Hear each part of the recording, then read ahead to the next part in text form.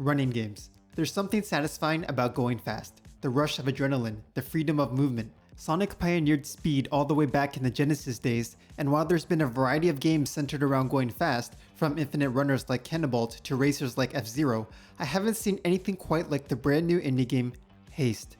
Published and I believe developed by Landfall, Haste is a game about running fast, but is also a roguelike, without any combat. I wasn't sold on the idea initially, but when I first saw gameplay footage, I knew I had to try this one out. I'm happy to say that Haste has some beautiful movement mechanics that sucked me in for hours. Despite some issues with the roguelike elements and polish, Haste's fundamental gameplay is so good that I'm sure there will be a die-hard community behind this game for years to come.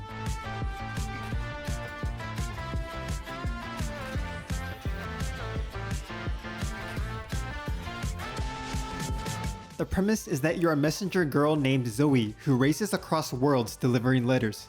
However, the universe is now collapsing, so now you have to race against the collapse and figure out the mystery behind it all.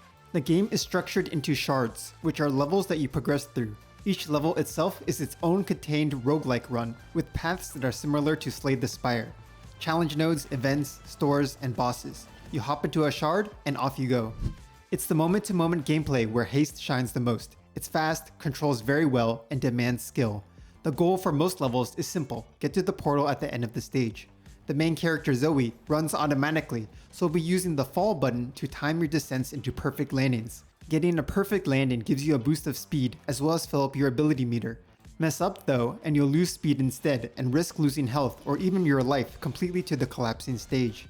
It sounds simple with just one button, and it is, but there is so much nuance. To get those smooth landings, you'll need to navigate flight through crazy obstacles, time your descents, look for details in the geometry to chain boosts skillfully. The reward in speed for good play is so addictive. You also get a special ability such as a hoverboard or grappling hook that helps you navigate the terrain in tight spaces. Good landings give you more meter to use your ability, so it becomes this rhythmic timing game that sucks you in.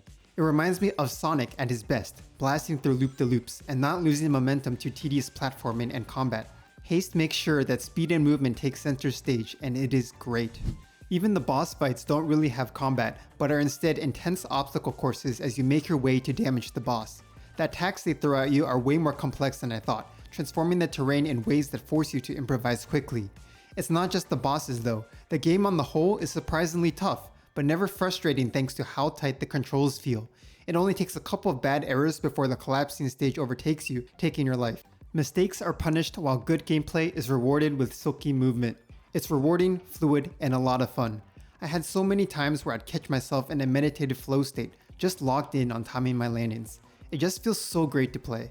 This isn't a game where you plan on spending a 3-hour play session beforehand like a Baldur's Gate or Cyberpunk, but once you start a run and chaining your descents, time just flies by. They've really created something special with the gameplay here that any fans of games with good movement will certainly enjoy.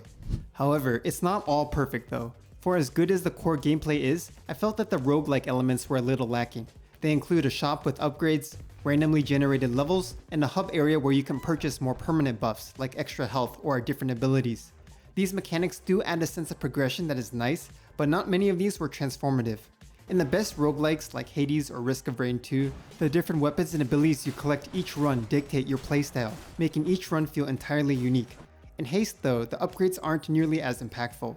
You're still playing the same game run to run, just with some small buffs, like healing on collecting sparks, the game's currency, or gaining extra boosts. Maybe there are more interesting choices later down the road, but I've felt my runs for the first 6 hours of the game to play quite similarly to each other. Haste also does a disservice to its amazing gameplay with its subpar tutorial.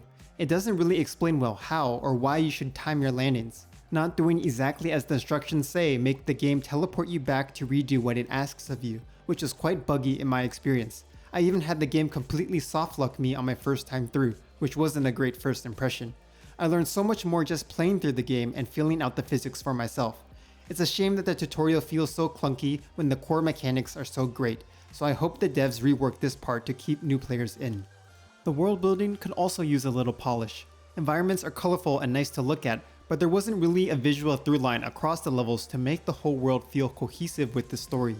These are definitely video game levels, and not immersive worlds to draw me into the narrative. On the whole though, these are minor complaints. I really enjoy Haste and easily recommend it to anyone who thinks the gameplay on screen looks kinda sweet. There are only a few games that can match the sense of speed and crispy movement Haste has. The soundtrack bops. The game feel is top notch. I think it's priced very fairly at under $20 and is one of the indie highlights of the year for me so far.